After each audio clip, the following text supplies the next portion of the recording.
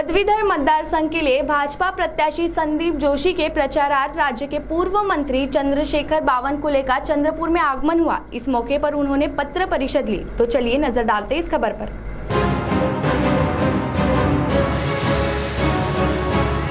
पदवीधर मतदार संघ के लिए भारतीय जनता पार्टी के प्रत्याशी संदीप जोशी के प्रचारार्थ पूर्व ऊर्जा मंत्री चंद्रशेखर बावनकुले का आज चंद्रपुर में आगमन हुआ और वहीं इस मौके पर उन्होंने पत्रकारों को संबोधित किया। इस मौके पर पत्रकार परिषद में पूर्व ऊर्जा मंत्री चंद्रशेखर बावनकुले के साथ विधायक बंटी भांगड़िया, ग्रामीण भारतीय जनता पार्टी के जिलाध्यक्ष देवराव भोंगले, जिला परिषद की अध्यक्षा संध्या गुनुले, महापौर राखी कंचलावार, चंद्रपुर महानगर जिलाध्यक्ष डॉक्टर मंगेश गुलवाड़े के साथ नगर सेवक सुभाष काचनगोटवार, भाजपा नेता प्रमोद कड़ू तथा अन्य पदाधिकारी मौजूद थे। वहीं इस मौके पर पत्रकारों को पूर्व ऊर्जा मंत्री चंद्रशेखर बावनकुले ने जानकारी दी। पदवीधर निवडणुकीमध्ये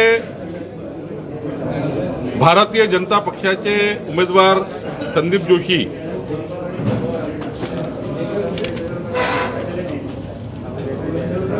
यांच्या प्रचारार्थ मोठ्या प्रमाणावर पदवीधर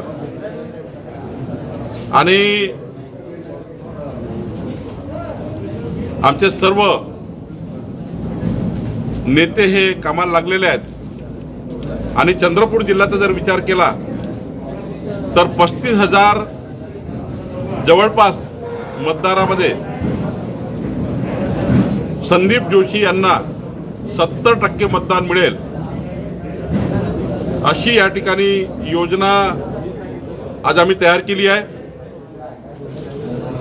महाराष्ट्राचे नेते आदरणीय सुधीरभाऊ मुनगंटीवार, केंद्रीय माजी मंत्री हंसराज अहिर यांच्या नेतृत्वामध्ये चंद्रपूरमध्ये जेवढ्या बैठकी होतात आहे तेवढा पदवीधर मतदारसंघाच्या पदवीधर लोक त्या ठिकाणी त्या बैठकीला येत आहे। अनेक उत्साहाचं वातावरण भारतीय जनता पक्षाला मतदान करण्याच्या बाजूने आहे।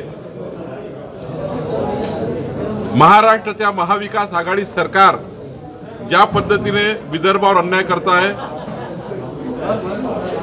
प्रचंड जनतेची नाराजी आणि पदवीधरांची नाराजी या सरकारवर आहे।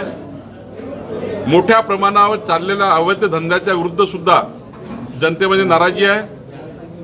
शेतकरी उद्ध्वस्त झाला आहे, पूर हानीची मदत मिळाली नाही, विदर्भ वैधानिक मंडळ बंद पाडलेलं आहे, नागपूर कराराचं अधिवेशन हे अधिवेशनच नागपूरला घ्यायचं नाही असं सरकारने ठरवलं आहे आणि त्यामुळे प्रचंड मोठा राग जनतेमध्ये आहे आणि पदवीधर हा राग या निवडणुकीतून काढतील असं मला वाटतं।